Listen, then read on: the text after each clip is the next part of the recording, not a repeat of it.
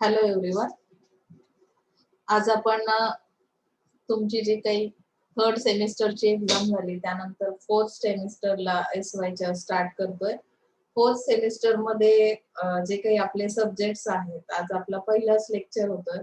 तर तुम्हाला सब्जेक्ट माहिती असावेत. तुम्हाला कदाचित बाकीचे लेक्चर्स काल एक तुमचा लेक्चर झाला असेल करिश्मा मॅडमचा. तर यामध्ये या सेमिस्टरला माझ्याकडे कॉमनचा तुमचा एक सब्जेक्ट असणार आहे BRM, बिझनेस रिसर्च मेथड. आणि जो काही मार्केटिंगचे सब्जेक्ट आहेत त्यापैकी एक रुरल मार्केटिंग माझ्याकडे आहे. तर डेली शेड्यूल मध्ये जे काही आपले दोन्ही लेक्चर्स आहेत त्यापैकी आपण अगोदर एक जो सब्जेक्ट आहे तो स्टार्ट करूया, जेणेकरून तुम्हाला लिंक राहील. आणि दुसरा महत्वाचा मुद्दा असा आहे की तुमचा जो BRM हा सब्जेक्ट आहे, तर BRM हा सब्जेक्ट तुमचा रिसर्च बेस्ड सब्जेक्ट आहे. जो की तुम्हाला पुढच्या वर्षी जो प्रोजेक्ट तुम्ही बनवणार आहात, जे काही रिसर्च करणार आहात, तर त्याच्याशी रिलेटेड असल्या कारणाने आणि कॉमनचा सब्जेक्ट असल्या कारणाने आपण मार्केटिंगचा सब्जेक्ट संपवल्यानंतर BRM स्टार्ट करूया. तसं ओव्हरव्ह्यू म्हणून मी एखाद दोन लेक्चर मध्येच घेईल तुमचे, की जनरली सिलेबस काय आहे, आपण त्यामध्ये काय काय शिकणार आहोत.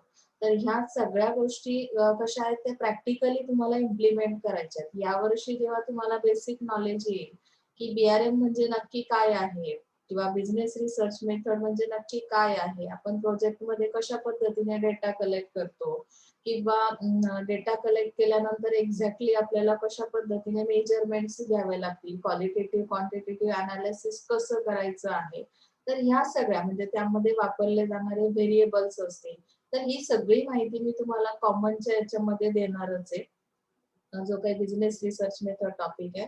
पण आज मुद्दा म्हणून सांगितलंय, तुमचे जे काही फ्रेंड्स असतील बाकीचे जे फायनान्सला आहेत रिमेनिंग स्टुडंट्स, त्यांनाही तुम्ही ही माहिती प्रोव्हाइड केली तरी सुद्धा चालेल की आपण BRM लवकरच स्टार्ट करूया. पण तत्पूर्वी आपण अगोदर मार्केटिंग संपवतोय, त्यामुळे मी दोन्ही कंबाईन लेक्चर लावलेले आहेत. त्यामुळे हा जरा जास्त वेळाचा लेक्चर होईल. तुमचा सपोर्ट मिळाला तर आपला हा सिलेबस लवकरात लवकर आपण कव्हर करून दुसऱ्या सब्जेक्टला स्टार्ट करूया. ओके. सो आपण आज रुरल मार्केटिंग याविषयी बोलूया. मी तुम्हाला बिझनेस रिसर्च मेथड बद्दल थोडीसं ओव्हरव्ह्यू सांगितला की त्यामध्ये काय काय असणार आहे. आज आपण रुरल मार्केटिंगचा जो सिलेबस डिझाईन केलेला आहे, जनरली मार्केटिंगचे माझ्या लक्षात आलं की मागच्या सेमिस्टरला जे काही माझे लेक्चर्स झाले, तुमचा पहिलाच एक्सपिरियन्स होता, तुम्ही स्पेशलायझेशन यावर्षी चूज केलं. स्पेशलायझेशन चूज केल्यानंतर फर्स्ट जी काही सेम येते म्हणजे थर्ड सेम असते तुमची, त्यावेळी बरीचशी मुलं कन्फ्यूज असतात की मी मार्केटिंग घेऊन काही चूक तर केली नाहीये ना, किंवा मी फायनान्स घेऊन काही चूक तर केली नाहीये ना. तर अशा द्विधा मनस्थितीत काही लोकांनी एक सेमिस्टर कंप्लीट केलेलं आहे असं मला थोडंसं लक्षात आलंय. तर आपण त्या संदर्भात सुरुवातीला मी तुम्हाला थोडंसं गायडन्स करेन की मार्केटिंग हा जो टॉपिक आहे, मार्केटिंग मध्ये तुम्हाला पाठांतर अजिबात नकोय. प्रत्येक गोष्ट तुम्हाला यामध्ये समजून घ्यायची आहे.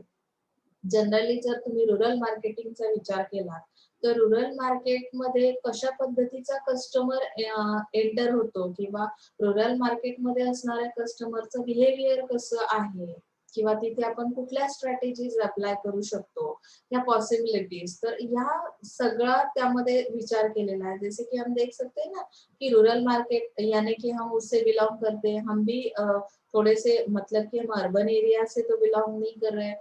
तो यहाँ पे रूरल मार्केट का कस्टमर हम कंपेयर किसके साथ कर सकते हैं, इंडिविजुअल हमारे साथ भी कंपेयर कर सकते हैं, जिसकी वजह से आपको ये पूरा नॉलेज मिलेगा कि हम किस तरह की सोच लगी, किस तरह का हमारा परसेप्शन रहता है जब भी हम शॉपिंग के लिए मार्केट में निकलते हैं।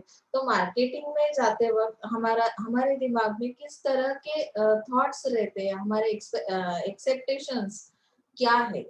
तो इस तरह का स्टडी हमें इस रूरल मार्केट के अंदर क्या करना है, स्टडी करना है। जैसे कि अगर आप यहाँ पे देख सकते हैं, स्क्रीन पे आप लोग देख सकते हैं कि यहाँ पे फर्स्ट टॉपिक जो है टोटली रूरल मार्केट मतलब क्या है, उसका इंट्रोडक्टिव पार्ट यानी कि उसकी नेचर फीचर क्या है, कैरेक्टरिस्टिक किस तरह के हैं रूरल मार्केट। जैसे कि हम इंडिविजुअल कैरेक्टरिस्टिक स्टडी करते हैं ना कि आपका नेचर किस तरह का है, आप किस तरह से बिहेव करते हो, तो उस तरह से उन्होंने यहाँ पे रूरल मार्केटिंग के अंदर क्या किया है कि इंट्रोडक्टिव पार्ट दिया है कि एग्जैक्टली रूरल मार्केट का फीचर किस तरह का है। Is that clear? सो हम लोग वन बाय वन ये फोर्थ युनिट जो है बहुत सिंपल और ज्याला आपण म्हणतो की खूप साध्या लँग्वेज मध्ये तुम्हाला एक्सप्लेन करण्याचा प्रयत्न केलेला आहे. त्यामुळे तुम्ही मार्केटिंगचे स्टुडंट आहात, तुमचा इंटरेस्ट मार्केटमध्ये किती आहे किंवा तुम्हाला मार्केटच्या किती गोष्टी माहिती आहेत, तर तुम्ही तुमचे एक्झाम्पल सुद्धा माझ्यासोबत शेअर करू शकता. बऱ्यापैकी आपण आता सुरुवात आहे त्यामुळे मी रेकॉर्डिंग तुम्हाला दिलंय. यानंतरचे बरेचसे लेक्चर मी लाईव्ह घेण्याचा प्रयत्न करेन, जेणेकरून मला तुमच्या ज्या काही रिस्पॉन्स आहे तुमचा तोही माझ्या लक्षात येईल. कारण की आपल्याला हा टॉपिक फक्त पुस्तकी नॉलेज म्हणून बघणार नाही आहोत. आपल्याला ह्या सगळ्या गोष्टी मार्केटमध्ये जेव्हा तुम्ही ॲज अ बिझनेसमॅन मार्केटर म्हणून जेव्हा जाल, तुमचा घरचा बिझनेस असेल, तो डेव्हलप करायचा असेल, तर आपण काय काय करू शकतो, तुमच्या क्रिएटिव्ह माइंडमध्ये कुठल्या आयडियाज आहेत त्या तुम्ही शेअर करू शकता आणि त्या पद्धतीने तुम्ही विचार करायला सुरुवात केली तरी सुद्धा तुमच्यासाठी ते बेस्ट असेल आणि तुमचा अभ्यासही होईल. ओके, सो आपण आता इथे वन बाय वन एक एक टॉपिक बघूया. तुमचा फर्स्ट चॅप्टर आहे introduction. So let's see. Introduction to rural market, definition and scope of rural marketing. आपण जनरली जर स्टडी इंट्रोडक्टिव्ह पार्ट स्टडी करायचं ठरवलं तर आपल्याला त्यामध्ये काय काय माहिती असणं गरजेचं आहे.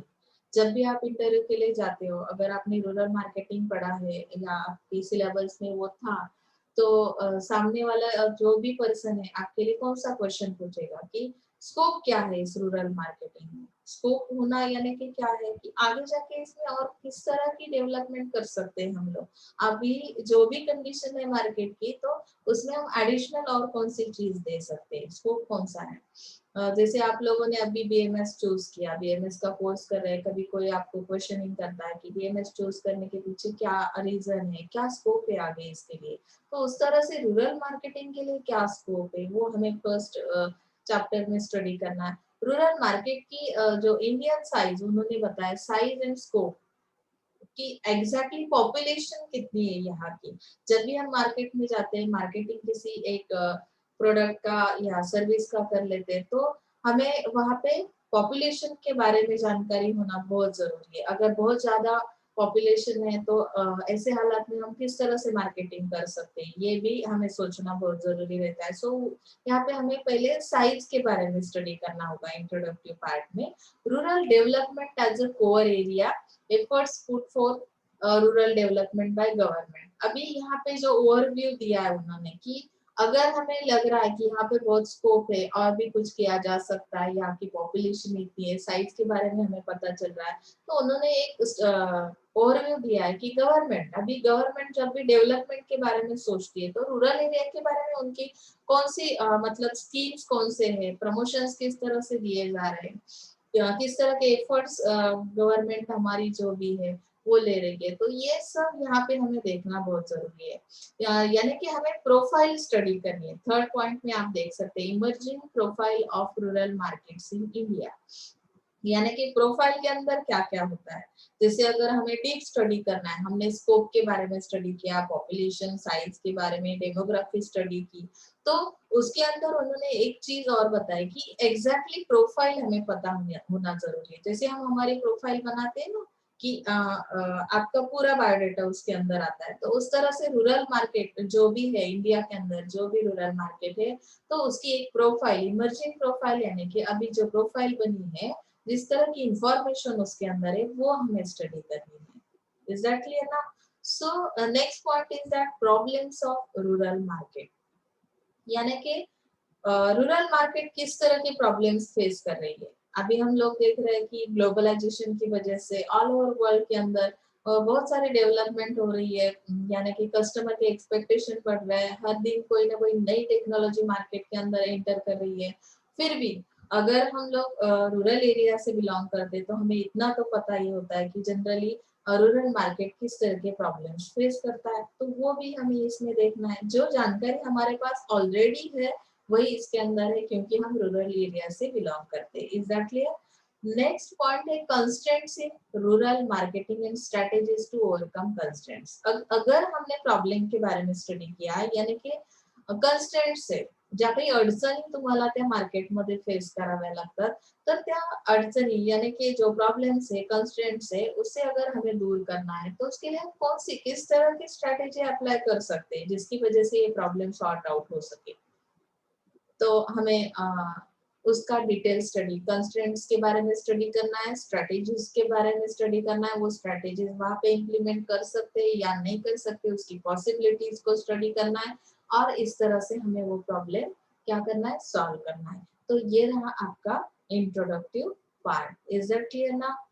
नेक्स्ट यूनिट जो है आपका रूरल मार्केटिंग का, बहुत इंटरेस्टिंग टॉपिक्स है इसके अंदर। आप दोनों भी मार्केटिंग के सब्जेक्ट अगर देख रहे हो तो आपको समझ में आएगा कि इसकी वजह से आप साइकोलॉजिकल स्टडी जो है आपका बहुत स्ट्रांग हो सकता है। आप कस्टमर की जानकारी ले रहे हो, कस्टमर के परसेप्शंस के बारे में अगर जानते हो तो इसका मतलब है कि आप हर एक पर्सनालिटी की जो भी उनके परसेप्शन से वो जान सकते हैं। फेस रीडिंग होता है यहाँ पे, आई कांटेक्ट के बारे में जानकारी मिलती है कि किस तरह की सोच लेके कस्टमर मार्केट में एंट्री करता है, उसके एक्सपेक्टेशन आपसे क्या है, आप किस तरह की कौन सी लैंग्वेज यूज कर रहे हो, आप जो भी प्रमोशंस दे रहे हो कस्टमर्स के लिए या उस प्रोडक्ट के लिए, तो वो किस तरह से एक्सेप्ट कर रहा है या उसके कुछ प्रॉब्लम्स है, अगर प्रॉब्लम्स है तो वो फैमिली प्रॉब्लम्स है या कुछ और तरह के प्रॉब्लम्स है, इसके बारे में हम स्टडी कर सकते हैं। तो वो आपको इस सेकेंड यूनिट के अंदर दिखाई देगा कि जहाँ पे हमने एग्जैक्टली कंपेयर किया हुआ है। फर्स्ट पॉइंट आप देख सकते हैं स्क्रीन पे, rural consumer versus urban consumers, यानी कि यहाँ पे टोटली रूरल यानी की जर आपण म्हणतो ग्रामीण भागातला कस्टमर कसा आहे, शहरी भागातला कस्टमर कसा आहे, दोघं जण जेव्हा मार्केटमध्ये एंटर होतात तेव्हाच त्यांचं असणारं बिहेवियर कशा टाईपचं आहे हे आपल्याला इथे एक्झॅक्टली कळणार आहे। म्हणजे टोटली जे काही 7 पॉइंट्स आपण जसं तुम्हाला मी सांगितलंय की थेअरी पेपर असेल तर 7.5 मार्क्सचा क्वेश्चन असेल तर तुम्हाला काय करावं लागतं, मिनिमम 7 पॉइंट्स त्यामध्ये राईट करणं खूप गरजेचं आहे। आता तुमच्या ज्या काही ऑनलाईन एक्झाम होत आहेत त्यामध्ये थोडंसं पॅटर्न तुमचा एक्झामचा चेंज झालेला आहे, क्वेश्चनरी जी काही आहे ते ऑब्जेक्टिव्ह विचारले जात आहेत, तरी सुद्धा तुम्हाला या स्टडीचा पुढच्या वर्षी 100% उपयोग होईल, कारण की तुम्हाला टीवायला मार्केटिंग स्पेशलायझेशनचे 4 सब्जेक्ट असणार आहेत। Okay, so characteristics of rural consumers, यहाँ पे कैरेक्टरिस्टिक्स स्टडी करने हैं कि rural consumer versus urban consumer अगर हम स्टडी करते हैं तो यहाँ पे हमें ये आइडिया तो मिलती है कि इन दोनों की सोच में, इन दोनों के बिहेवियर में कितना डिफरेंस है। तो ऑब्वियसली यहाँ पे कैरेक्टरिस्टिक्स का भी थोड़ा बहुत स्टडी होना बहुत जरूरी है। तो कंपैरिजन करते वक्त हमें क्या होता है, आसानी से हम कंपेयर कर लेते हैं। So next point is that rural market environment. आप लोगों को ये बात तो बहुत इम्पोर्टेंट है, एनवायरनमेंट। जब भी हम एनवायरनमेंट ये वर्ड सुनते हैं तो हम सोचते हैं कि एनवायरनमेंट यानी कि जो हमारे आसपास है उस एनवायरनमेंट के बारे में हम सोचने के लिए क्या होता है, माइंड रेडी हो जाता है। तो एनवायरनमेंट रूरल मार्केट का हमें स्टडी करना है। रूरल मार्केट में जाने वाला कस्टमर, उसके कैरेक्टरिस्टिक्स, उसके बारे में एग्जैक्टली अभी कैरेक्टरिस्टिक्स के बारे में जानना है तो आपको उसके डेमोग्राफिक फैक्टर स्टडी करने पड़ेंगे। See here demographic, economic factors, rural infrastructure. तो इसमें एनवायरनमेंट को स्टडी करना है तो आपको इन तीनों जो चीजें आप सामने देख रहे हैं, डेमोग्राफी, डेमोग्राफी में क्या आता है, फिर पॉपुलेशन आती है, आपका ऑक्यूपेशन पैटर्न, आप किस तरह का मतलब कौन सा काम कर रहा है, ऑक्यूपेशन किस तरह का है, आप डॉक्टर हो, इंजीनियर हो या फार्मर हो, किस तरह का आपका ऑक्यूपेशन है, आपकी लिटरेसी लेवल क्या है, उसकी वजह से आपकी एक सोच बनती है। आप ये तो मानते हैं ना, एजुकेशन की वजह से हमारी मैच्योरिटी लेवल बढ़ती है। मैच्योरिटी लेवल बढ़ने का रीजन क्या है, लिटरेसी और इसका कुछ भी रिलेशन है। तो अगर आप मानते हैं तो लिटरेसी लेवल को स्टडी करने के बाद मेरे पास तो 100 मतलब कि पॉपुलेशन बहुत बढ़िया है लेकिन लिटरेसी लेवल अगर उसकी लो है, मतलब कि बहुत लोग ऐसे हैं कि जिन्होंने स्कूल कभी वो गए ही नहीं, तो शायद किसी एक प्रोडक्ट के बारे में जानकारी लेना, उसका डीप नॉलेज लेना या उसके बारे में कुछ आपका जो भी ओपिनियन है वो देना, तो ये बहुत कम दिखाई देता है लिटरेसी लेवल लो होने की वजह से। तो अगर हम डेमोग्राफी को स्टडी करते हैं तो उस रूरल मार्केट का एनवायरनमेंट हमें समझ में आता है कि यहाँ पे आने वाला कस्टमर किस टाइप का है, ऑक्यूपेशन क्या है, उसकी लिटरेसी लेवल क्या है. Is that clear? Second thing is that economic factors. अभी जैसे हम देख सकते हैं कि इनकम क्या है, पॉपुलेशन तो बहुत है लेकिन उनके पास इनकम सोर्सेस ही अवेलेबल नहीं है. तो मार्केट का एनवायरनमेंट किस तरह का होगा? आपने कितना भी अच्छा प्रोडक्ट क्यों ना मार्केट में सेलिंग के लिए रखा हो, फिर भी सामने वाला कस्टमर वो कैपेबल होना जरूरी है. अगर वो एबल नहीं है तो फिर आपका प्रोडक्ट वहां पे सेल नहीं हो सकता. बराबर है ना? तो यहाँ पे इनकम जनरेशन केस इसमें आता है, इकोनॉमिक फैक्टर्स केस में आता है. एक्सपेंडिचर पैटर्न वो भी पता होना जरूरी है. जैसे मैंने आपको सोशल मार्केटिंग पढ़ाते वक्त क्या बताया था कि आपको जो भी है सोसाइटी में कुछ चेंज करना है तो आपको बिहेवियर चेंज करना है. कस्टमर जो आपके पास आने वाला है, जब तक उसका बिहेवियर चेंज नहीं होगा तब तक आप सोशल मार्केटिंग नहीं कर सकते. वैसे ही यहाँ पे एक चीज बहुत जरूरी है की आपकी इन्कम तो बहुत बढ़िया आहे लेकिन एक्सपेंडिचर पॅटर्न किस तरह का आहे. जसं आपण म्हणतो की तुमच्याकडे खूप सारे पर्समध्ये तुमच्या पैसे खूप आहेत, पण तुमचं माइंडसेट काय आहे की तुम्हाला ते सगळेच्या सगळे काय करायचे नाहीये. तिथे तुम्ही सगळं शॉपिंग करताना सगळा खर्च करणार आहात का? तुमचा पॅटर्न कसा आहे? तुम्ही कुठल्या पॅटर्न मध्ये येता? जसे कपड्यांचे पॅटर्न आहेत कि पटियाला है, ये है, वो है, हर तरह की मतलब स्टाइल बताते हैं ना, उस तरह की पर्सन्स के भी पैटर्न रहते हैं कि जो कस्टमर आने वाला है एक्सपेंडिचर पैटर्न यानी मेरे पास 100 रुपीज है तो मेरा पैटर्न क्या है एक्सपेंडिचर पैटर्न कि मैं अगर मार्केट में जाऊंगी तो खाली हाथ वापस आऊंगी. यानी कि क्या है कि मैं एक भी रुपया बचाने की कोशिश नहीं करूंगी. मुझे 100 रुपीज क्या करने हैं, ये वहां पे एक्सपेंस मेरा पूरा कितना होगा 100 रुपीज का होगा. कुछ लोगों का पैटर्न ये है कि 100 से ऊपर अगर आपके पास नहीं तो आप किसी से उधार लेके भी वो चीज खरीद के लाएंगे. कुछ लोग जो है 100 में से 50% वहां पे एक्सपेंस दिखाएंगे. यानी कि उनका पैटर्न उस तरह का, बिहेवियर उस तरह का है की फक्त मी 100 रुपयामधून 50च रुपये खर्च करू शकतो. अशा पद्धतीचं तुमचं बिहेवियर असेल तर मग अशी पॉप्युलेशन असा कस्टमर रूरल मार्केटमध्ये येणारा असेल तर त्या पॅटर्न साठी तुम्ही कुठल्या टाइपची स्ट्रॅटेजी अप्लाय करू शकणार आहात. इथे एन्व्हायरमेंट स्टडी करतो आपण.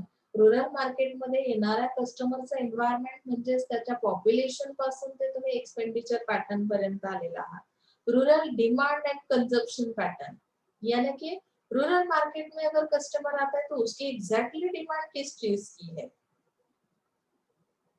आपका तो 2G का 3G का 4G का, लेकिन अभी तक कुछ लोग ऐसे हैं रूरल मार्केट में कि उनका ये 3G 4G से कोई रिलेशन नहीं है. उनके एक्सपेक्टेशंस कुछ और है, किसी और चीज को वो डिमांड कर रहे हैं. तो वहां पे आपका जो टेक्नोलॉजी है उसका तो कुछ फायदा होने वाला नहीं है. इतना एक्सपेंसिव प्रोडक्ट तो वो लोग लेंगे नहीं. उनका एक्सपेंडिचर पैटर्न ही अलग है, कंजप्शन पैटर्न भी अलग है, तो फिर वो लोग उस चीज के लिए डिमांड करेंगे नहीं. तो यहाँ पे भी हमें एनवायरनमेंट को स्टडी करते वक्त ये भी चीज बहुत जरूरी है.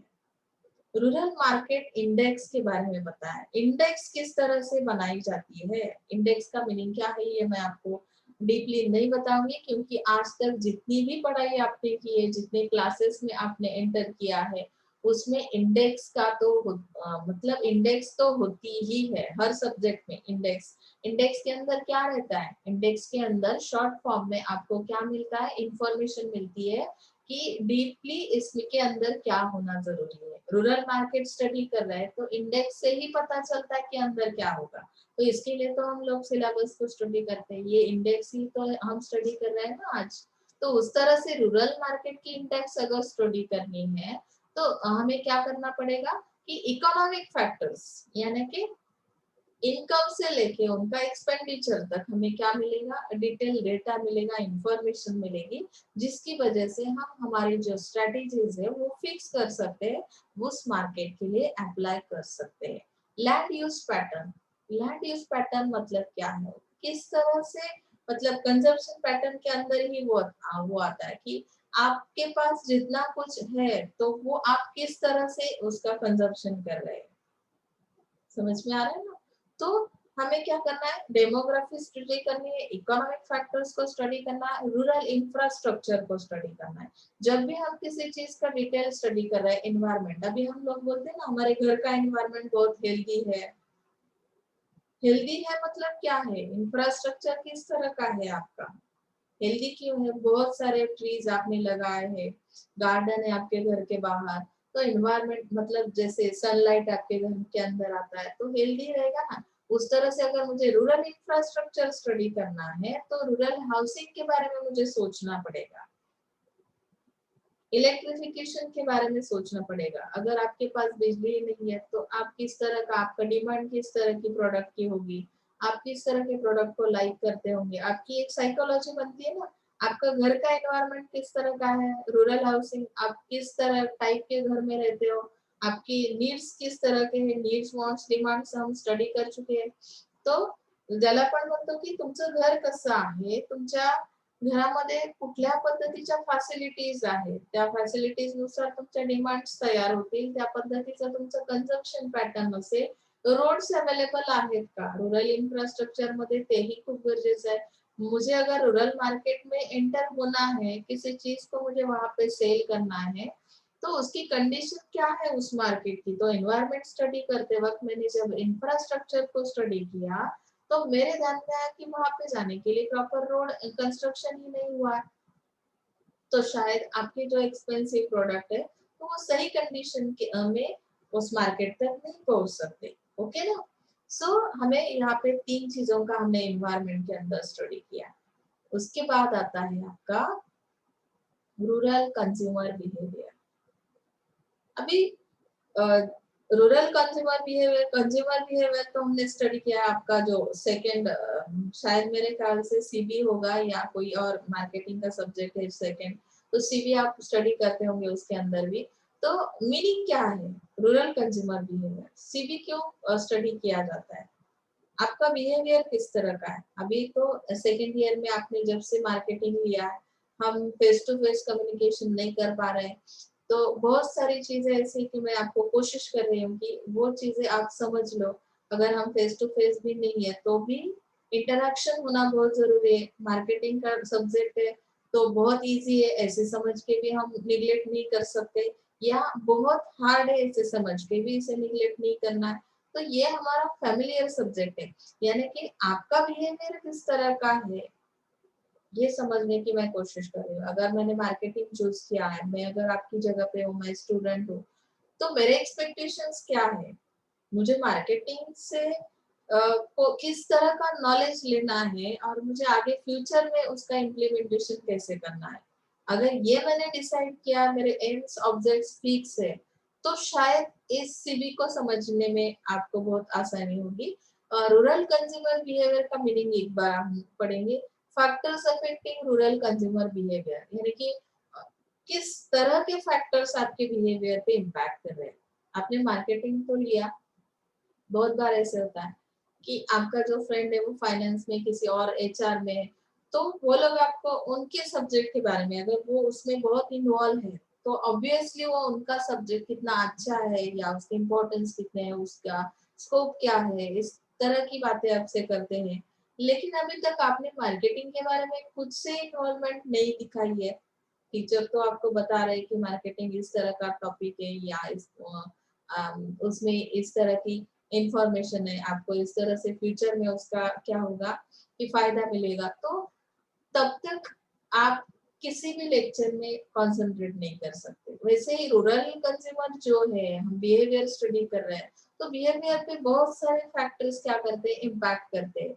कि अगर मैं किसी चीज को स्टडी कर रही हूँ, कोई और एनवायरनमेंट को तो हमने स्टडी किया कि मेरा कंजप्शन पैटर्न क्या है, मेरा इनकम क्या है, तो वो जो फैक्टर्स है फैमिली फैक्टर्स है, यानी यहाँ पे उन्होंने बताया सोशल फैक्टर्स है। सोसाइटी में बहुत सारे लोग ऐसे होते हैं कि अगर मेरा बिहेवियर भी है, मुझे किसी चीज को क्या करना है कि परचेस करना है, फिर भी अगर सोशल फैक्टर्स इम्पैक्ट कर रहे हैं, सोसाइटी में जो भी चीजें है उसका इम्पैक्ट मेरे माइंड के ऊपर है, तो शायद मैं परचेस नहीं कर पाऊंगी।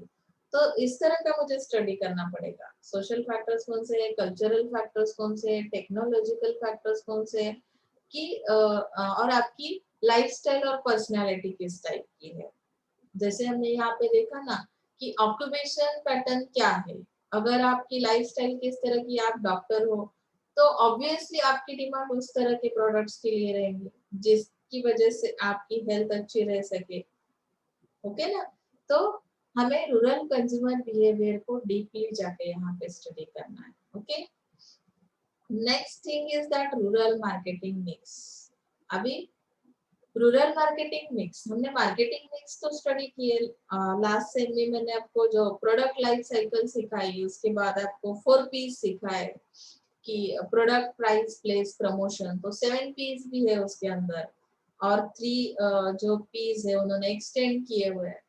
तर इथे तुम्हाला रूरल मार्केटिंग मिक्स मध्ये सुद्धा काय करायचंय की जेव्हा तुम्ही हे अप्लाय करणार आहात, जेव्हा कुठलाही प्रोडक्ट तुमचा मार्केटमध्ये येणार आहे नव्याने, रूरल मार्केटमध्ये जर एखादा प्रोडक्ट मला पाठवायचा आहे, तर त्यासाठी मी हे 4 P's कशा पद्धतीने अप्लाय करेल, म्हणजे कुठल्या टाईपचं प्रोडक्ट आहे, त्याची प्राइस कशी डिसाइड केली जाईल, कुठल्या प्लेसला मला तो सेल करायचा आहे, कुठलं मार्केट आहे, तिथला एरिया, तिथलं एन्व्हायरमेंट, तिथला कस्टमर बिहेवियर सगळं मी स्टडी करेल आणि त्या पद्धतीने माझ्या प्राइसेस असतील, प्रमोशन्स त्या पद्धतीने, मी ऍडव्हर्टाइज त्या पद्धतीने करेल। माझा जो काही कस्टमर आहे तो जर पूर्णपणे लिटरसी लेवल लो आहे असं मी सांगितलं की त्यांना वाचता लिहिता येत नाही, मी प्रमोशन्स जे देते किंवा ऍडव्हर्टायझिंग जे केलं जातं कुठल्या मीडियाच्या थ्रू केलं जातं, मी जर लँग्वेज इंग्लिश यूज करत असेल किंवा मी न्यूजपेपरच्या थ्रू ते मार्केटिंग करत असेल, तर त्या कस्टमर पर्यंत ते नॉलेजच पोहोचणार नाही, तर ऑब्व्हियसली तो तुमचा कस्टमर जो आहे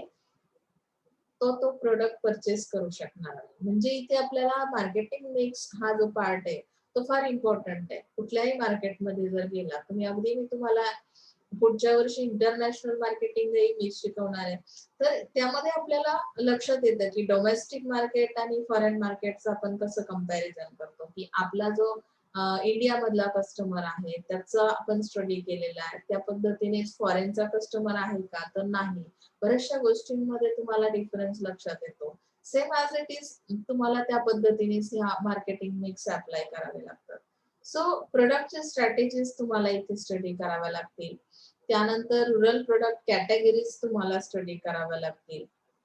आता कॅटेगरीज मध्ये काय होतं की सपोज तुम्ही तुमचा जो एक प्रोडक्ट आहे, तर तो कशा टाईपने, म्हणजे तुम्ही एल्डर वन साठी पण बनवलाय, लहान मुलांसाठी तो प्रोडक्ट आहे, स्मॉल साईज मध्ये आहे, एफएमसीजी चे जे प्रोडक्ट्स आहेत, म्हणजे ज्याला आपण फास्ट मुव्हिंग कन्झ्युमर गुड्स असं म्हणतो, तर तशा कॅटेगरीज तुम्ही बनवलेल्या आहेत का, की माझ्याकडे फॅमिली पॅक पण अवेलेबल आहे त्याच प्रोडक्टचा आणि स्मॉल क्वांटिटी मध्ये अगदी पाउच मध्ये पण मी तो प्रोडक्ट काय करते, सेल करते, तर अशा पद्धतीची माझी स्ट्रॅटेजी आहे का प्रोडक्टची। तर रूरल मार्केटचं स्टडी केल्यानंतर तुम्ही ते मार्केटिंग मिक्स काय करू शकाल, अप्लाय करू शकाल। कन्झ्युमर ड्युरेबल्स कुठले आहेत, ऍग्रिकल्चरल गुड्स आणि सर्व्हिसेस याचा विचार तिथे करावा लागेल, कारण आपला बेस रूरलचा काय आहे, ऍग्रिकल्चरल बेस आहे। मग तिथे ऍग्रिकल्चरल गुड्स कुठल्या टाईपचे तुम्हाला जास्त डिमांड करतो कस्टमर, कुठल्या टाईपच्या सर्व्हिसेस त्यांच्यासाठी गरजेच्या आहेत, जसं आपण होम डिलिव्हरी देतोय का, ऑनलाईन सर्व्हिस प्रोव्हाइड केली जाते का, तर ह्याचा सुद्धा मला इथे स्टडी करणं गरजेचं आहे। इम्पॉर्टन्स ऑफ ब्रँडिंग असंही त्यांनी सांगितलं। आता इम्पॉर्टन्स ऑफ ब्रँडिंग मध्ये मोस्टली तुम्हाला काय बघायला मिळेल की रूरल कस्टमर जो आहे तो ब्रँडकडे लक्ष देतो का, त्यांना ब्रँडेडच प्रोडक्ट्स हवे आहेत का, तर ह्याचा मला स्टडी करणं गरजेचं आहे। पॅकेजिंग आणि लेबलिंग कशा टाईपचं असलं पाहिजे, खूप हेवी पॅकेजिंग आहे, तुम्ही पॅकेजिंगचेच पैसे खूप जास्त लावलेले आहेत, तुमचं प्रोडक्ट अगदी स्मॉल क्वांटिटी मध्ये असेल, तर अशा केसमध्ये तुम्हाला प्रॉब्लेम्स फेस करावे लागू शकतात। मग रूरल कस्टमरचं जेव्हा मी बिहेवियर स्टडी करेल त्यावेळेस माझे हे लक्षात येईल। नेक्स्ट थिंग क्या है, देखो nature of competition in rural markets. जैसे हम बोलते हैं ना बहुत बार, बहुत हेवी कंपटीशन है। हेवी है यानी कि कोई एक प्रोडक्ट मार्केट में आता है तो 2 महीने से ज्यादा मार्केट में नहीं चल रहा, कस्टमर क्या है, फ्लेक्सिबल है, उसे चेंज चाहिए। नेचर किस तरह का है, अगर कोई एक प्रोडक्ट है उसी प्रोडक्ट को बहुत लॉन्ग टाइम से क्या करना है, कस्टमर डिमांड कर रहा है, तो ऐसे हालात में हमें नेचर उनका समझ में आता है। कंपटीशन किस तरह की, कॉम्पिटिटर्स रोज एक नया कॉम्पिटिटर मार्केट में एंट्री करता है, उसकी स्ट्रेटेजी अलग है। यहाँ पे जैसे हमने इकोनॉमिक्स में फर्स्ट ईयर में आपने स्टडी किया ना कि मोनोपोली है, ओलिगोपोली है, तो ये जो पॉलिसीज अप्लाई किए जाते हैं मार्केट में, तो कंपटीशन हमें समझ में आती है, नेचर समझ में आता है कंपटीशन का। तो कंपटीशन का नेचर हमें अंडरस्टैंड करना है, उस कंसेप्ट को समझना है, उसके बाद हमें क्या करना है, ये मार्केटिंग मिक्स अप्लाई करने हैं, यानी कि 4 P's को वहां पे अप्लाई करना है। हमने अगर इतनी सारी जानकारी नहीं ली और उसके बाद हमने क्या किया, पहले से ही डिसाइड किया कि मेरा प्रोडक्ट है तो मैं प्राइस डिसाइड करूंगी, किसी भी प्राइस में सेल करूंगी, किसी भी प्लेस पे या कौन से भी मार्केट में मैं जाऊंगी, तो शायद आप क्या सक्सेस आपको नहीं मिलेगा। अगर आपने इतना डीप स्टडी किया है तो आपको कंपटीशन समझ में आती है और हम लोग सही से डिसीजन ले पाते हैं कि मेरा भी प्रोडक्ट है तो भी उस प्रोडक्ट के कंपैरेटिव प्रोडक्ट्स या कंपटीशन में कितने प्रोडक्ट्स मार्केट में ऑलरेडी अवेलेबल है, तो मैं मुझे ये मार्केटिंग मिक्स किस तरह से क्या करना है डिसाइड करना है, ये मैं सोच सकती हूँ या डिसीजन ले सकती हूँ। The problem of fake brands, अगर फेक ब्रांड्स भी मार्केट में अवेलेबल है तो उसकी वजह से किस टाइप के प्रॉब्लम्स आप फेस कर रहे हो या करने पड़ सकते हैं, तो ये भी हमें जानकारी रखनी पड़ती है। बिल्कुल सेम टू सेम देखो, बहुत बार ऐसे मैंने आपको क्लिनिक प्लस का भी एग्जांपल दिया था ना, आपको वो दिखाया भी था सोशल मार्केटिंग के वक्त कि बिल्कुल सेम टू सेम पाउच बनाया जाता है। अगर आप 1 रुपीज का 2 रुपीज का कोई पाउच शैम्पू का अगर यूज कर रहे हो तो फेक ब्रांड भी उस टाइप का सेम आता है मार्केट में। तो इस हालात में हम किस तरह से प्रोटेक्ट कर सकते हैं हमारे ब्रांड को, उसकी आइडेंटिटी किस तरह से हम बना सकते हैं, कस्टमर को उसका नॉलेज किस तरह से दे सकते हैं, तो ये भी हमें सोचना पड़ता है। प्रमोशंस देते वक्त, आपको एडवर्टाइजिंग करते वक्त फेक ब्रांड से आप अपने जो भी प्रोडक्ट है, आपका जो अपना ब्रांड है, उसे प्रोटेक्शन प्रोवाइड किया जा सकता है। तो मार्केटिंग मिक्स के अंदर ये भी आता है। ओके ना। Next thing is that pricing strategies and objective. अभी प्राइसिंग की स्ट्रेटेजी तो मैंने पहले से आपको बता रखी है कि किसी भी चीज की प्राइस डिसाइड करनी है, तो प्राइस डिसाइड करते वक्त मैंने क्या किया, कस्टमर का स्टडी किया, मार्केट का स्टडी किया, एनवायरमेंट का स्टडी किया, ऑक्यूपेशन पैटर्न के बारे में जानकारी ली, डिमांड के बारे में सोचा, और फिर मैंने मेरे ऑब्जेक्टिव क्या किए, डिसाइड कर दिए। अभी यहाँ पे अगर मैंने ऑब्जेक्टिव डिसाइड किए हैं तो ऑब्जेक्टिव्स के बारे में जब भी मैं सोचती हूँ तो हर किसी की साइकोलॉजी डिफरेंट डिफरेंट टाइप की होती है। अगर मेरा ऑब्जेक्ट क्या है कि मुझे पहले मार्केट कव्हर करना आहे, मेरा नया प्रोडक्ट आहे, जर तुम्ही नवीन आहात मार्केटमध्ये, माझं पहिलं ऑब्जेक्ट काय असतं की मला ऑल कस्टमरला अट्रॅक्ट करायचं आहे, त्यावेळेस मग माझी प्राइस कशी असेल बघा। मार्केटमध्ये सेम सिमिलर प्रोडक्ट सारखा दुसरा प्रोडक्ट अवेलेबल आहे, कॉम्पिटिटर ऑलरेडी अवेलेबल आहे, तो कुठल्या प्राइसला तो सेल करतो, तर मला त्याचा जो कस्टमर आहे तो माझ्याकडे डायव्हर्ट करायचं असेल, अट्रॅक्ट करायचं असेल, तर मला काय केलं पाहिजे, माझी प्राइस माझ्या प्रोडक्टची मी कशी डिसाइड केली पाहिजे ते मी ठरवू शकते। म्हणजेच मी प्राइसिंग स्ट्रॅटेजी डिसाइड करू शकते। म्हणजे माझं ऑब्जेक्ट आधी मला माहिती असलं पाहिजे। माझं पहिलं ऑब्जेक्ट आहे की मला मार्केट कव्हर करायचंय, म्हणजे ऑल कस्टमरला अट्रॅक्ट करायचंय। सेकंड माझं ऑब्जेक्ट काय आहे की मला यातून प्रॉफिट मिळालं पाहिजे, मग त्या प्रॉफिट मध्ये फ्लेक्झिबिलिटी येते। मला 2% मार्जिन अपेक्षित आहे, मला 3% मार्जिन अपेक्षित आहे, त्यानुसार ती प्राइस काय होणार आहे, फ्लेक्झिबल असणार आहे। ओके। माझं थर्ड ऑब्जेक्टिव्ह काय आहे की मला लीडरशिप हवी आहे या मार्केटमध्ये, म्हणजे या मार्केट मधला सगळ्यात जास्त सेल हा माझा झाला पाहिजे, हे जेव्हा माझं ऑब्जेक्ट असेल त्यासाठी मी आणखी नवीन स्ट्रॅटेजी, प्राइसिंग स्ट्रॅटेजी अप्लाय करेल। मग मी त्यासाठी काय करेल, by one get one free अशा सारख्या ऑफर्स प्रोव्हाइड करेल। म्हणजे इथे काय होणार आहे की तुम्हाला मार्केटिंग मिक्स अप्लाय करताना, तुमचे स्ट्रॅटेजीज डिसाइड करताना या मार्केटिंग मिक्स कशा पद्धतीने ठरवायच्या ते तुमच्या लक्षात येईल। ओके। इथे थर्ड युनिट मध्येच तुम्हाला पुढचा पार्ट दिलेला आहे, प्रमोशनल स्ट्रॅटेजीज। आता प्रमोशन्स तर द्यायचे आहे, तुम्हाला ऍडव्हर्टायझिंग करायचंय, पण ऍट ए टाइम तुम्ही ऑल कस्टमर हा एकच आहे असं कन्सिडर करून जर एकाच टाइपची ऍडव्हर्टाईज तयार केली, बघा बऱ्याचदा असं होतं की ऑल ऑडियन्स जो आहे त्याला आपण एकाच ग्रुपमध्ये कन्सिडर केलं. आता माझ्याकडे जे SYBMS चा मार्केटिंगचा ग्रुप आहे, मी त्यांना मार्केटिंग हा विषय शिकवणार आहे. तर मी फक्त कुठल्यातरी माझ्याच व्ह्यूने एकाच पॉइंट ऑफ व्ह्यूने जर गेले, तर काय होणार आहे, मी ऑल ऑडियन्सला काय केलंय एका ग्रुपमध्ये कन्सिडर केलंय. म्हणजे त्यांची मॅच्युरिटी लेव्हल असेल, अंडरस्टँडिंग पॉवर असेल, ही काय केली सेम सिमिलर कन्सिडर केली. आणि माझा लेक्चर मी फक्त एकाच कुठल्यातरी लँग्वेजमध्ये कंटिन्यू करत गेले, तर कदाचित ऑल कस्टमरला, ऑल ऑडियन्सला मी सॅटिस्फाय करू शकेन का? किंवा अट्रॅक्ट करू शकेन का? नाही करू शकणार. कारण काय, की त्या ग्रुपमध्ये असणाऱ्या प्रत्येक कस्टमर म्हणजे प्रत्येक ऑडियन्सची सायकॉलॉजी, त्यांची मॅच्युरिटी लेवल ही काय असेल, डिफरंट असेल. कदाचित माझं लेक्चर काही 10% लोकांना खूप जास्त अंडरस्टँड करतील ते किंवा त्यांना समजेल तो विषय.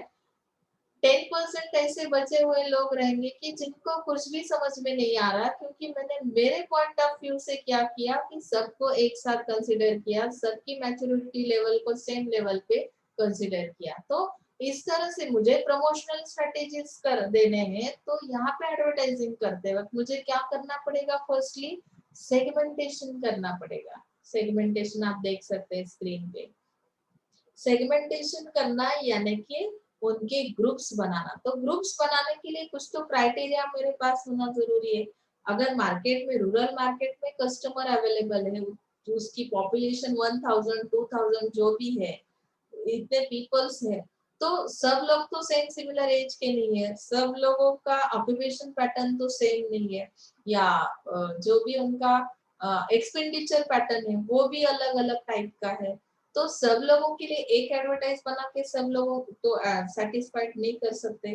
तो यहाँ पे हमें ये बात समझना मार्केटिंग के अंदर बहुत जरूरी है कि मुझे ग्रुप्स तैयार करने पड़ेंगे, group A, group B, group C. अगर ग्रुप ए के अंदर ओनली फीमेल्स है, उनकी एज भी आपने डिसाइड की है कि 20 से लेके 35 एज तक जो भी फीमेल्स है उनका मैंने एक अलग ग्रुप बनाया, ताकि मैंने यहाँ पे स्टडी करने के बाद मुझे ये समझा कि इनकी जो डिमांड्स है वो सेम सिमिलर टाइप की है, या लाइक्स या डिसलाइक्स जो है वो सेम सिमिलर प्रोडक्ट के लिए करते हैं, तो वो लोग एक ग्रुप में रह सकते हैं। अगर मुझे किसी साड़ी का क्या करना है, एडवर्टाइजिंग करना है, तो मैं क्या करूंगी, एक एडवर्टाइज बनाई जाएगी जो कि इस ग्रुप के लिए प्रेजेंट की जाएगी, ताकि उतना कस्टमर सेटिस्फाइड मैं कर सकूं या उनको अट्रैक्ट कर सकूं।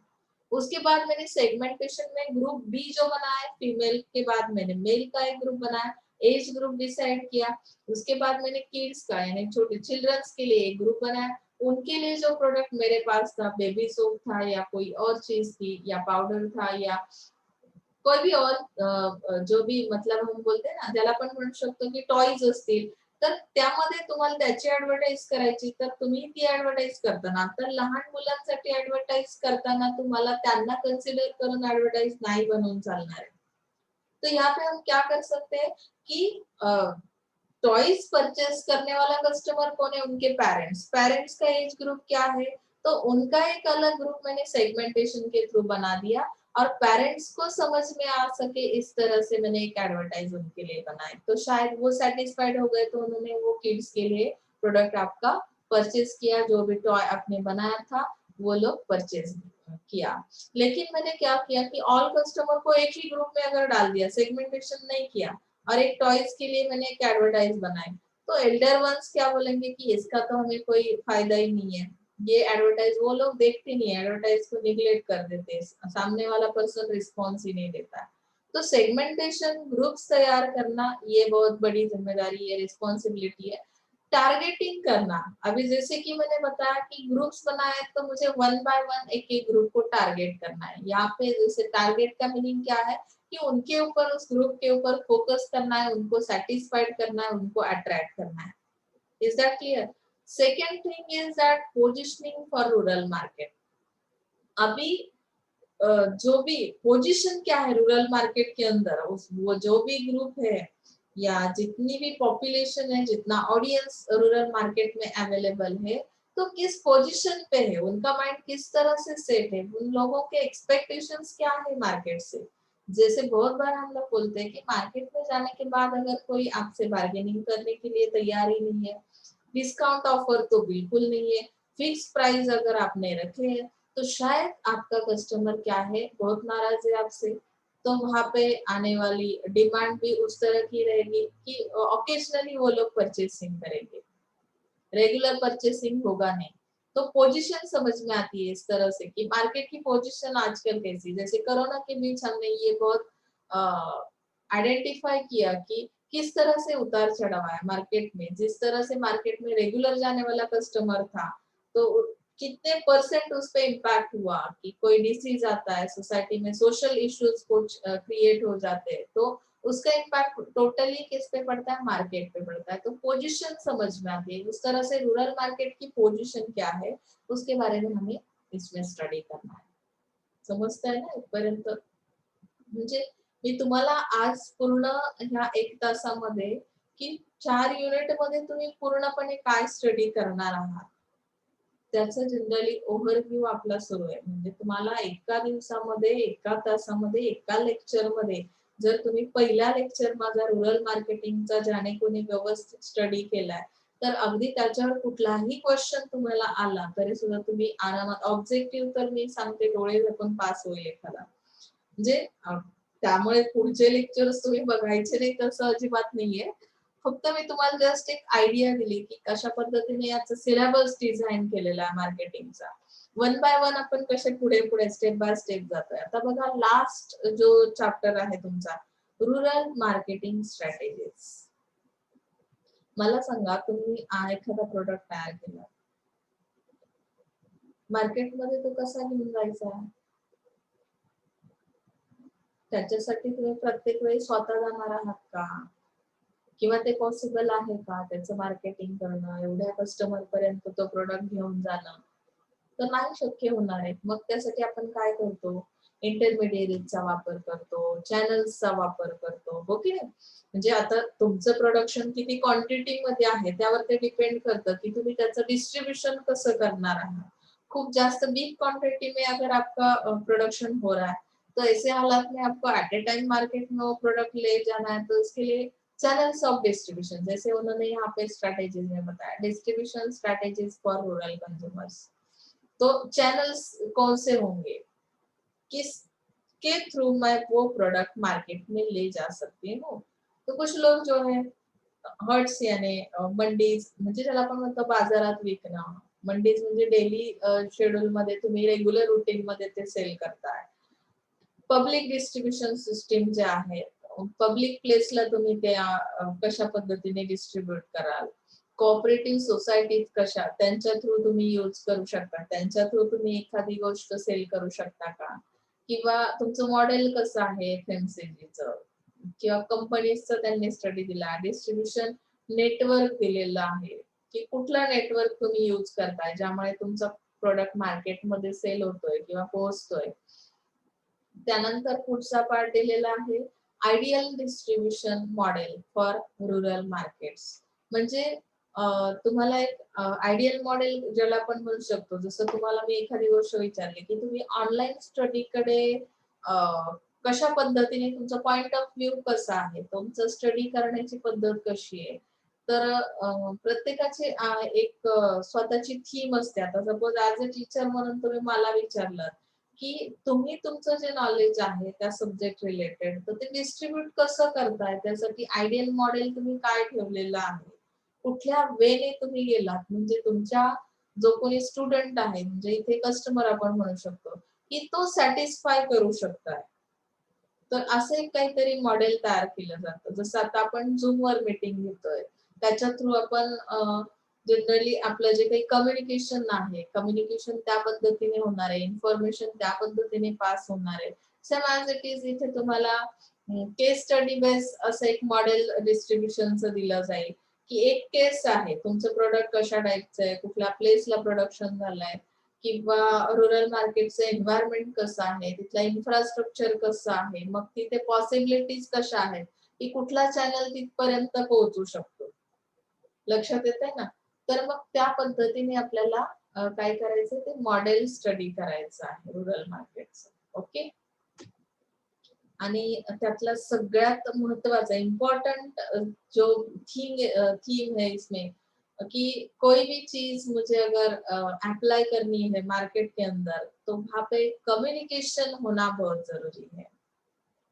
अगर आप बोल ही नहीं पा रहे हो, कुछ भी आप प्रेजेंट नहीं कर रहे हो, आपका जो भी नॉलेज है प्रोडक्ट के बारे में, जो भी जानकारी है, वो अगर सही तरीके से हम प्रेजेंट नहीं कर रहे, तो भी हमारी ऑल स्ट्रेटेजीज फेल हो सकते हैं। प्रमोशनल स्ट्रेटेजी हो, प्रोडक्ट प्राइसिंग स्ट्रेटेजी हो, तो उस सारी चीजों को अगर सक्सेस लेना है तो हमें क्या करना है, कम्युनिकेशन स्ट्रेटेजी को थोड़ा सा इम्प्रेसिव बनाना है, इफेक्टिव बनाना है। Okay, so challenges in rural communication, मुझे अगर रूरल कस्टमर के साथ कम्युनिकेट करना है तो पहले मुझे क्या चैलेंजिंग फैक्टर्स कौन से हैं। अगर मुझे टीवी मीडिया से क्या करनी है बात, मास मीडिया यूज करना है, मास मीडिया अगर वहां तक पहुंचा ही नहीं है, इलेक्ट्रिसिटी का प्रॉब्लम है या नेटवर्क का प्रॉब्लम है, तो शायद कम्युनिकेशन मेरा क्या नहीं प्रॉपर नहीं हो सकता। तो चैलेंजिंग फैक्टर्स किस तरह के हैं उसे मुझे पहले स्टडी करना है। कम्युनिकेशन तो करना ही है, पहले मुझे प्रॉब्लम्स के बारे में, चैलेंजिंग फैक्टर्स के बारे में स्टडी करना होगा। उसके बाद मैं डिसाइड करूंगी कि मैं किस तरह से कम्युनिकेशन करूंगी। मुझे अगर मेरे फ्रेंड को फोन कॉल करना है तो वहां पे ऑब्वियसली जरूरी है कि मेरे हाथ में तो बहुत बढ़िया मोबाइल है, लेकिन मेरे फ्रेंड के पास अगर वो कम्युनिकेशन के लिए मोबाइल ही अवेलेबल नहीं, तो हमारा कम्युनिकेशन हो ही नहीं सकता, फोन कॉल तो हम कर ही नहीं सकते।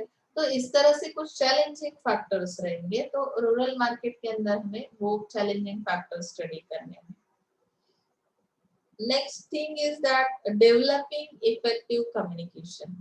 हमें डेवलप करना पड़ेगा, प्रॉब्लम समझ में आ रहा है तो उस पे सॉल्यूशंस भी निकालने पड़ेंगे, उसके बाद हम इफेक्टिवली कम्युनिकेट कर सकते हैं। डिटरमाइनिंग कम्युनिकेशन ऑब्जेक्टिव, अभी ये भी तो डिसाइड करना है ना कि मेरे ऑब्जेक्ट क्या है। बहुत बार हम बातें तो बहुत कुछ कर लेते हैं, लेकिन फाइनल आउटपुट कुछ भी नहीं निकलता। 1 घंटा मैंने किसी एक पर्सन के साथ मेरा कम्युनिकेशन हुआ, उसके बाद फाइनली मैंने उसका आउटपुट निकालने की कोशिश की, लेकिन मैंने किसी भी एक चीज के बारे में ऐसा सोचा नहीं, या मैंने जो भी कम्युनिकेशन हुआ तो कोई एक सब्जेक्ट था ही नहीं, जनरल जो भी आपका कम्युनिकेशन था बिल्कुल जनरल था, तो आउटपुट नहीं निकलेगा। हमें मार्केट के अंदर अगर कोई भी बिजनेस स्ट्रेटेजी अप्लाई करनी है तो आउटपुट की बहुत जरूरत है। जैसे मैथमेटिक्स में हम करते हैं ना, पहले हम इक्वेशन डिसाइड कर लेते हैं, उसके बाद उसे हम सॉल्व करते जाते हैं कि स्टेप बाय स्टेप क्या करना है, कि x plus y is equal to क्या है। तो हमने एक इक्वेशन बना दिया, हाँ, उसे हमें सॉल्व करना है। उस तरह से मुझे पहले ऑब्जेक्ट डिसाइड करने हैं और उसके बाद मुझे क्या करना है, मेरा जो भी मैसेज है, कम्युनिकेशन है, उस तरह से उनके साथ करना है। मेरा ऑब्जेक्ट क्या है कि मेरा जो प्रोडक्ट है उसकी इंफॉर्मेशन मुझे प्रोवाइड करनी है कस्टमर को, ये मेरा ऑब्जेक्ट है कम्युनिकेशन का, ये मुझे फिक्स पता है। तो मैं जो भी बात करूंगी क्या करूंगी, उस रिलेटेड ही करूंगी ना। मेरा रूरल मार्केटिंग का टॉपिक है और मैं किसी फिल्म की स्टोरी अगर आपको बता रही हूँ, तो शायद मुझे आउटपुट नहीं मिलेगा, मुझे रूरल मार्केटिंग का रिजल्ट लाना है, 100% मार्केटिंग के स्टूडेंट्स को सेटिस्फाई करना है, ये सेकंड ऑब्जेक्ट है। तो मेरा कम्युनिकेशन भी उसी एरिया के रिलेटेड होना जरूरी है, उस तरह से मैं क्या करूंगी, आपके लिए इंफॉर्मेशन प्रोवाइड करूंगी। तो ऑब्जेक्ट को पहले, कम्युनिकेशन ऑब्जेक्ट को पहले डिसाइड करो। डिजाइन द मैसेज, अभी मुझे क्या बताना है कि मेरे प्रोडक्ट, अभी मेरे पास एक मोबाइल है, इमेजिन करो, या ये बुक है, ये बुक अगर मेरे पास है, मुझे इसे सेल करना है, इसके रिलेटेड मैंने क्या किया, कम्युनिकेशन किया। कम्युनिकेशन करते वक्त मुझे ये सेल करना है, ये मेरा फर्स्ट ऑब्जेक्ट है। तो मुझे ये मैसेज किस तरह से डिजाइन करना है, इस बुक की प्राइस कितनी है, 150 रुपीज है, बराबर है। सेल करने के लिए आपको प्राइस बताना जरूरी, ये इंफॉर्मेशन जरूरी है, किस सेमिस्टर का बना हुआ है, किस पब्लिकेशन का है, किस ऑथर का है, ये सब जानकारी मुझे आपको प्रोवाइड करनी है। मैंने एक वन सेंटेंस में आपको ये इंफॉर्मेशन प्रोवाइड की, तो शायद आप लोग उतने अट्रैक्टिवली इम्प्रेस नहीं हो सकते, या ये मैसेज आपको पसंद नहीं आ सकता, क्योंकि बहुत बार हमें क्या करना पड़ता है, उस कम्युनिकेशन को, उस मैसेज को डिजाइन करना पड़ता है। बराबर है ना। तो अभी मैं डिजाइन कैसे करूंगी बोलो, ये भी मार्केटिंग का ही एक पार्ट है, एडवर्टाइजिंग करना है। तो डिजाइन करते वक्त मुझे उसमें अट्रैक्टिव सेंटेंस का होना, वर्ड्स का होना बहुत जरूरी है, जिसकी वजह से आपका जो कॉन्सेंट्रेशन है वो मेरे पास आ सकता है। समझ में आ रहा है ना मुझे क्या कहना है। डिजाइन करना है मतलब आप एडवर्टाइज देखते हो ना हर रोज टीवी पे, तो कोई ठंडी चीज अगर दिखानी है तो आप किस तरह से एनवायरनमेंट क्रिएट करते हो। किसी सॉन्ग को आपको प्रेजेंट करना है, सॉन्ग के थ्रू आपको उस प्रोडक्ट के बारे में जानकारी प्रोवाइड करनी है, तो आप किस तरह के कस्टमर को टारगेट कर रहे हैं, सेगमेंटेशन के अंदर जो ग्रुप बना है, अगर आपका कस्टमर किस तरह का, ओल्ड एज का है, ओल्ड एज एज का कस्टमर है, आपको किसी चीज को प्रोडक्ट, किसी प्रोडक्ट के बारे में उनको जानकारी देनी है, तो ऑब्वियसली आपका बैकग्राउंड म्यूजिक कैसा होगा, ओल्ड सॉन्ग का होगा, म्यूजिक चल रहा है, बराबर है ना। मुझे किसी छाते की अगर एडवर्टाइज करनी है तो आप लोग वो पुराना वाला म्यूजिक बजा देते, सॉन्ग लगा देते, प्यार हुआ इकरार हुआ, आपने देखा है ना बहुत बार ऐसे एडवर्टाइजिंग दिखाए जाते हैं। तो वो क्यों किया जाता है, उन्होंने उस मैसेज को डिजाइन किया हुआ है। डिजाइन करना मतलब आपको समझ में आया। Selecting the communication channel, channel को सिलेक्ट किया जा सकता है। प्रिंट मीडिया है, कौन सा मीडिया है जिसके थ्रू आप कम्युनिकेशन कर रहे हो। न्यूज़पेपर कितने लोग पढ़ते, पॉपुलेशन कितनी है, डेमोग्राफी के अंदर हमने स्टडी किया, उस पॉपुलेशन में कितने लोग लिटरेट है, यानी लिटरेसी लेवल कैसी है। पॉपुलेशन 1000 है, उसके अंदर 500 लोग जो है वो एजुकेटेड है और 500 पर्सन जो है वो अनएजुकेटेड है। वहां पे मैंने अगर प्रिंट मीडिया का यूज किया, यानी न्यूज़पेपर के थ्रू मैं अगर कम्युनिकेशन कर रही हूँ, कम्युनिकेशन चैनल मेरा कौन सा है कि न्यूज़पेपर है, तो मैं 500 बस लोगों को ही टारगेट कर रही हूँ। ऑल कस्टमर तो टारगेट होगा नहीं, क्योंकि जिनको पढ़ना आता ही नहीं, एजुकेटेड ही नहीं है, तो वो लोग आपका मैसेज कितना भी अच्छा डिजाइन क्यों ना किया जाए तो भी वो पढ़ नहीं सकते, तो वो नॉलेज उस प्रोडक्ट का उनके पास तो नहीं आ सकता। तो यहाँ पे मुझे कम्युनिकेशन चैनल को सिलेक्ट करना ये भी बहुत बड़ी रिस्पॉन्सिबिलिटी है। समझ में आ रहा है ना अभी। Creating advertisements for rural audiences, अभी मुझे क्या करना है कि रूरल ऑडियंस के लिए वो एडवर्टाइज अवेलेबल करनी, क्रिएट करनी है। क्रिएट करना मतलब आपकी जो भी क्रिएटिव माइंड से आइडियाज आते हैं कि जिसके थ्रू हम लोग सेटिस्फाई कर सकते हैं कस्टमर को, ऑडियंस को, तो उस तरह के एडवर्टाइजमेंट प्रोवाइड करने हैं ऑडियंस के लिए। तो यहाँ पे आपको लास्ट में rural media, mass media, non conventional media, यानी कि जो मीडिया अभी तक बहुत पॉप्युलर नहीं आहे ऐसा, ज्याला पण मराठीमध्ये पारंपरिक मीडिया जो नाही, रेग्युलर जो यूज मध्ये नाही, तर अशा पद्धतीचा मीडिया असेल किंवा पर्सनलाइज मीडिया असेल, तर ह्या सगळ्या मीडियाचा वापर करून आपण कशा पद्धतीने त्या रूरल कस्टमर पर्यंत पोहोचू शकतो याचा ओव्हरऑल आपल्याला स्टडी करावा लागेल। तेव्हा आपलं रूरल मार्केटिंग काय होईल, परफेक्ट होईल आणि आपल्याला रूरल मार्केटमध्ये कुठल्याही प्रोडक्टला कुठल्या स्ट्रॅटेजी अप्लाय करायच्या आहेत ते आपण डिसाइड करू शकतो। समजलं इथपर्यंत? हा तुमचा होता रूरल मार्केटिंगचा सिलेबस। आलं लक्षात? आता आपण नेक्स्ट जे काही बघणार आहोत रूरल मार्केटिंग मध्ये, पहिल्या मॉड्यूल आपण स्टडी करूया।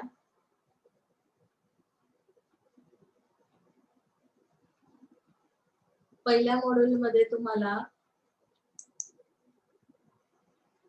इंट्रोडक्टिव्ह पार्ट दिलेला आहे। इंट्रोडक्टिव्ह पार्ट मध्ये मी तुम्हाला बऱ्यापैकी इंट्रोडक्शन एवढी डीप सांगितली, तर तुम्हाला एक इन शॉर्ट तुम्हाला इथे जे काही इंट्रोडक्शन दिलेली आहे ते पुन्हा एकदा आपण बघणार आहोत। तत्पूर्वी मी सांगेन की विषयाला सुरुवात करण्यापूर्वी की तुम्हाला आतापर्यंत मी जो काही सिलेबस एक्सप्लेन केला रूरल मार्केटिंग मध्ये, तर तो तुम्हाला समजलाच असेल असं मी इमॅजिन केलेलं आहे। आणि त्यामुळे आपण पुढच्या विषयाला सुरुवात करतोय की वन बाय वन आपण डीप स्टडी त्याचा करणार आहोत। हा डीप स्टडी करताना तुमच्या माइंड मध्ये जराही कुठे क्वेश्चन मार्क असेल, जराही तुम्हाला काही क्युरिओसिटी असं क्वेश्चन विचारावं असं वाटत असेल, तर तुम्ही 100% मला विचारायचं त्याशिवाय मार्केटिंग मध्ये इंटरेस्ट तयार होत नाही.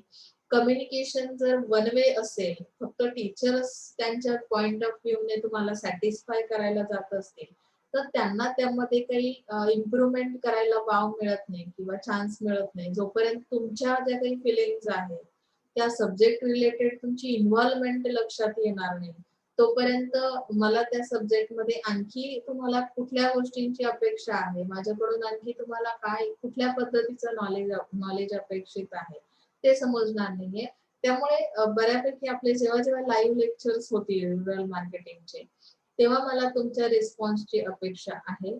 अगदी तुम्ही सॅटिस्फाईड असाल तर काही हरकत नाही, पण अगदी तुम्हाला क्युरिओसिटी आहे, मला या गोष्टीबद्दल खूप क्युरिओसिटी आहे की रुरल मार्केटमध्ये गेल्यानंतर हे चॅलेंजिंग फॅक्टर्स आहेत, तर मॅडम याच्यावर मला असं वाटतं की अशा पद्धतीची स्ट्रॅटेजी आपण अप्लाय करू शकतो का? तर याच्या संदर्भात तुम्ही अतिशय फ्रँकली माझ्या सोबत शेअरिंग करणार आहात अशी अपेक्षा मी ठेवून या विषयाला पुन्हा एकदा आपण कंटिन्यू करूया. आता यामध्ये इंट्रोडक्शन पार्ट दिलाय. The hinterlands in India consist of 638,596 villages. These villages are inhabited by about 850 million consumers, making up for about 70% of population and contributing around half of the country's gross domestic product. GDP बद्दल तुम्हाला माहिती आहेच. मग इथे त्यांनी एक slogan तयार केलेले 70% population आपले जर रुरल एरियामध्ये राहते, इंडियाचा जर स्टडी केला आपण ओव्हरऑल, तर त्यांनी सांगितले go rural is the marketers new slogan. Indian marketers as well as multinationals such as Colgate, Palmolive, Godrej and Hindustan Lever have focus on rural markets. J generally मार्केटमध्ये ज्या कंपनीज आहेत, कुठल्या ब्रँडचे प्रोडक्ट्स जास्त rural मार्केटमध्ये survive करताना तुम्हाला आढळतात, तर त्यांची नावं त्यांनी सांगितली. गोदरेजचे प्रोडक्ट्स असतील किंवा हिंदुस्तान लिव्हरचे असतील, कोलगेट पामोलिव्हचे असतील, तर ह्या ब्रँडला जास्त पॉप्युलर झालाय रुरल कस्टमर. म्हणजे अगदी मागच्या जनरेशन पासून आतापर्यंत त्यांनी फॅमिलिअरिटी त्यांची आहे. म्हणजे आजही तुमच्या गोदरेजचा कुठलाही प्रोडक्ट, मग तो हेअर रिलेटेड म्हणजे असेल किंवा तुमच्या स्किन रिलेटेड असेल, कुठलाही प्रोडक्ट असेल, तर तुम्ही घेऊन गेलात तर त्याला लगेच पॉप्युलॅरिटी मिळते. Thus looking at the opportunities which rural markets offer to the marketers, it can be said that the future is very promising for those who can understand the dynamics of rural markets to their best advantage. म्हणजे त्यांनी इथे opportunity आहे मार्केटरसाठी असं सांगितलंय. कारण त्याचं असं आहे की फ्युचर तुमचं केव्हा तुम्हाला दिसतं, जिथे स्कोप आहे, म्हणजे जिथे काही गोष्टी अजून पोहोचलेल्याच नाहीयेत, त्याचं नॉलेजच नाहीये, ते जर प्रोव्हाइड तुम्ही केलं तर कदाचित त्या कस्टमरला अट्रॅक्ट करू शकाल. तुम्ही इतका deep up to date study करताय, त्यांचे कॅरेक्टरिस्टिक स्टडी करताय, त्यांचा एन्व्हायरमेंट स्टडी करताय, स्ट्रॅटेजीज अप्लाय करताय, तर कदाचित तुम्हाला फ्युचरमध्ये इथे चांगल्या अपॉर्च्युनिटीज मिळू शकतात. जास्तीत जास्त कस्टमर तुमच्याकडे अट्रॅक्ट होऊ शकतो. तर मार्केटसाठी ही एक बेस्ट अपॉर्च्युनिटी आहे असं त्यांनी सांगितलंय. तुम्हाला पुढचा टॉपिक जो आहे,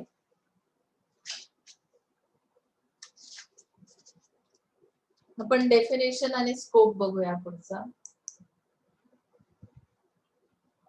नेचर दिलेलं आहे. नेचर नाही, तुम्हाला ऍज पर सिलेबस आपण सर्व पॉइंट स्टडी करणार आहोत. नेचर आणि स्कोप पुढच्या पेजवर आहे. हा सुद्धा पार्ट तुम्हाला rural market versus urban market, यामध्ये सिक्वेन्स थोडा मागे पुढे असेल तरी सुद्धा तुम्ही नोट डाऊन करत चला की आपण किती पॉइंट स्टडी केलेत, ऑल पॉइंट्स झालेत का सिलेबसचे, त्या पद्धतीने आपण वन बाय वन जाऊया. जसा बुकचा तुमचा काही हे आहे सिक्वेन्स, त्यानुसार आपण स्टडी करूया. ओके, सो रुरल मार्केट मी सुरुवातीला सांगितलं की यामध्ये तुम्हाला काही ऍव्हरेज पॉइंट्स दिलेले आहेत. जसं की जे पिक्चर आहे रुरल मार्केटचं, त्यामध्ये कशा पद्धतीने अर्बन मार्केटशी कम्पेअर केल्यानंतर व्हेरिएशन्स येतात त्या प्रत्येक एका पॉइंट मध्ये. जसं की आता आउटलुक मध्ये जर तुम्ही केलात, आउटलुक हे एक त्याचं पिक्चर आहे दिलेलं. अर्बन मार्केटमध्ये काय आहे, free from traditional and custom bound outlook. आणि रुरल मार्केटमध्ये दिलाय society is guided by age old customs. आता अर्बन मार्केटचा जर विचार केला तर ते ट्रॅडिशनलचा फार विचार करत नाही. It's free from traditional and custom bound outlook. म्हणजे तुमचं ट्रॅडिशन कशा पद्धतीचं आहे की ओल्ड युनिफॉर्म कसे होते किंवा ओल्ड तुमच्या ज्या काही फॅशन्स होत्या त्याचा ते फार विचार करत नाही. जसं मार्केटमध्ये चेंजेस येतील, जशी टेक्नॉलॉजी बदलत जाईल तशा पद्धतीने ते काय करतात, त्याला प्रेफरन्स देत जातात त्या प्रोडक्ट्सला. पण इथे रुरल मार्केटमध्ये जर गेला, society is guided by age old customs. म्हणजे काय की कस्टम्स कडे त्यांचा जास्त कल असतो. म्हणजे तुम्ही किती एजचे आहात, तुम्ही कसं राहिलं पाहिजे, सोसायटीचे काही रूल्स बनवलेले जातात बघा. आणि त्या पद्धतीने रुरल मार्केट काय करतं की तुम्हाला रिस्पॉन्स देत जातं. की रुरल मार्केटमध्ये राहणारा कस्टमर, त्याचं बिहेवियर, त्याची लाईफस्टाईल आणि तो त्याच पर्टिक्युलर एका फॉर्म मध्ये जगण्याचा प्रयत्न करतो आणि कन्झम्पशन पॅटर्न ही त्याचा तसाच असेल. ओके. तर पॉप्युलेशनचा जर विचार केला, अर्बन म्हणजे शहरी भागामध्ये density of population is high. घनता. आता यामध्ये पॉप्युलेशन ही जास्त असणार आहे. यामध्ये density of population is low as compare to urban market. Rural market population कशी असेल, लो असणार है. ऑक्यूपेशन ने बताया occupations are diverse ranking from professional skill to unskilled workers. तो अगर हम अर्बन मार्केट के बारे में सोचते तो ऑक्यूपेशंस डाइवर्स है, वहाँ पे हर तरह के हर प्रोफेशन के लोग प्रोफेशनल्स अवेलेबल है. यहाँ पे उन्होंने predominant occupations are cultivation and agriculture labour. तो यहाँ का ऑक्यूपेशन किस तरह का है, रूरल एरिया में अगर फार्मिंग उनका मेन जो भी ऑक्यूपेशन है तो उसके रिलेटेड यानी cultivation and agricultural labour type persons आपको यहाँ पे अवेलेबल होंगे. तो इसकी वजह से आपको इनका एक्सपेंडिचर पैटर्न भी पता चलता है और कंजप्शन पैटर्न भी पता चलता है. ओके.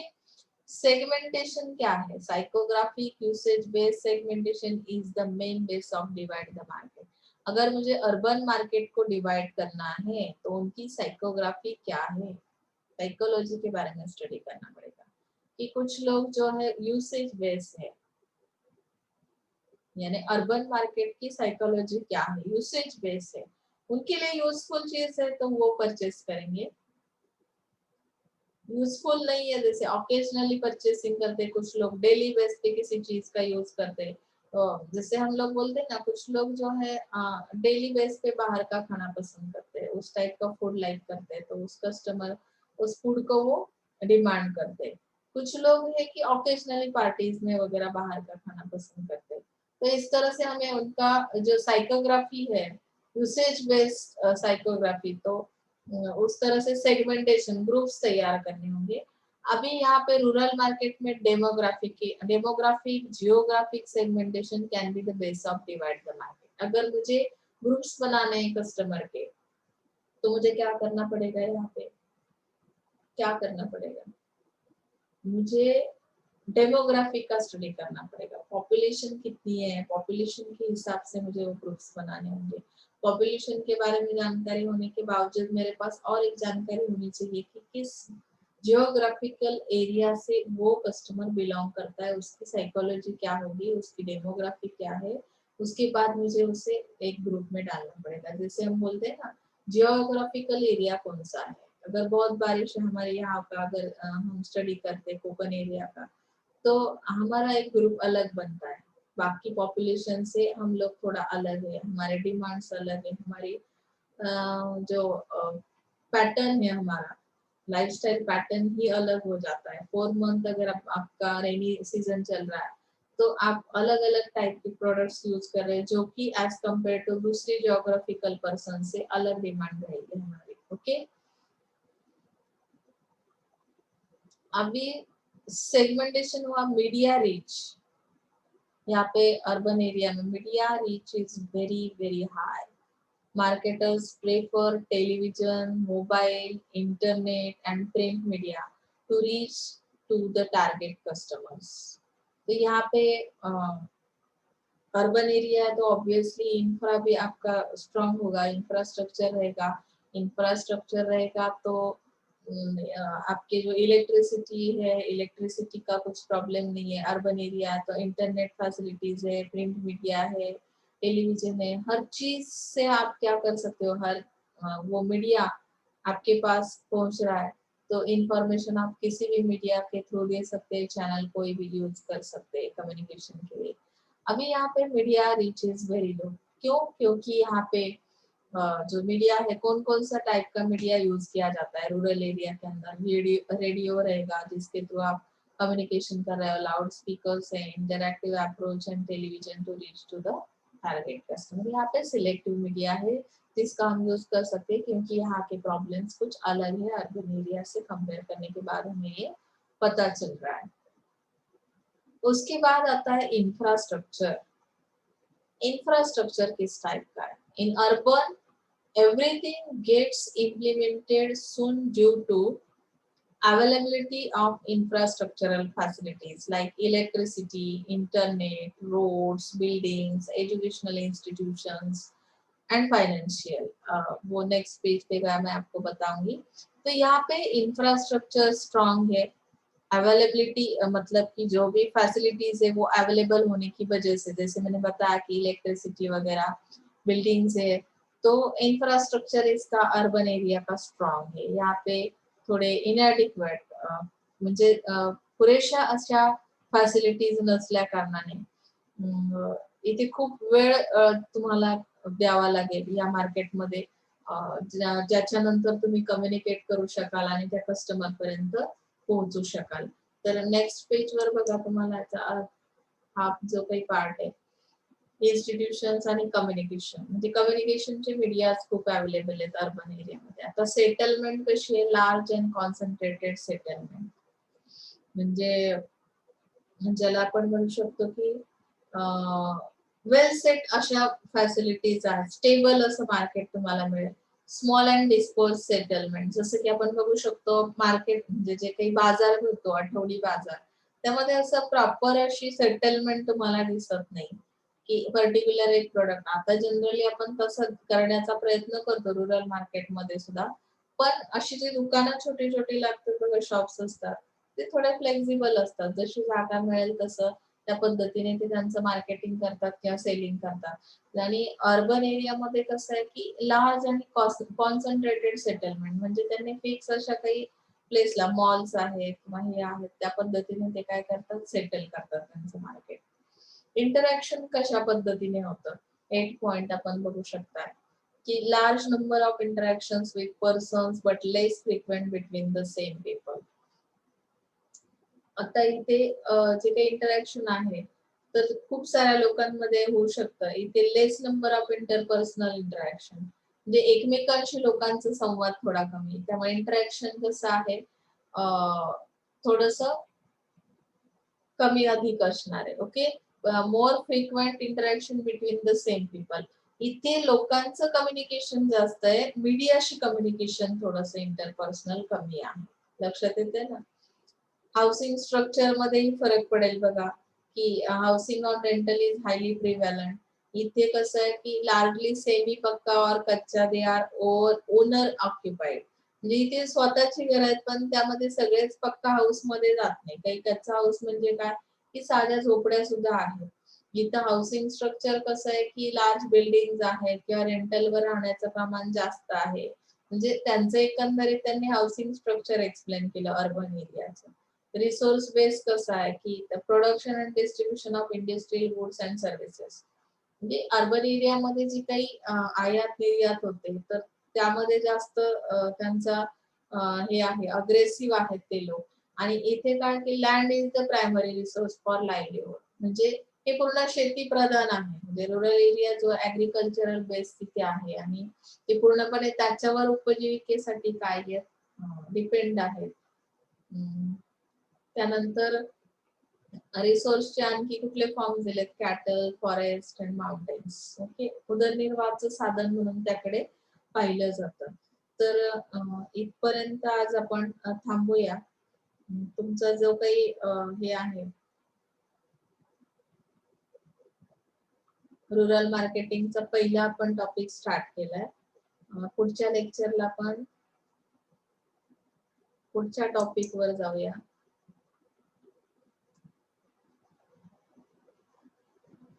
तर आज इथे थांबतोय. काही अडचण असेल तर 100% विचारायचंय. दरवेळेस मी प्रत्येक लेक्चरला हे सांगणार आहे. So thank you so much.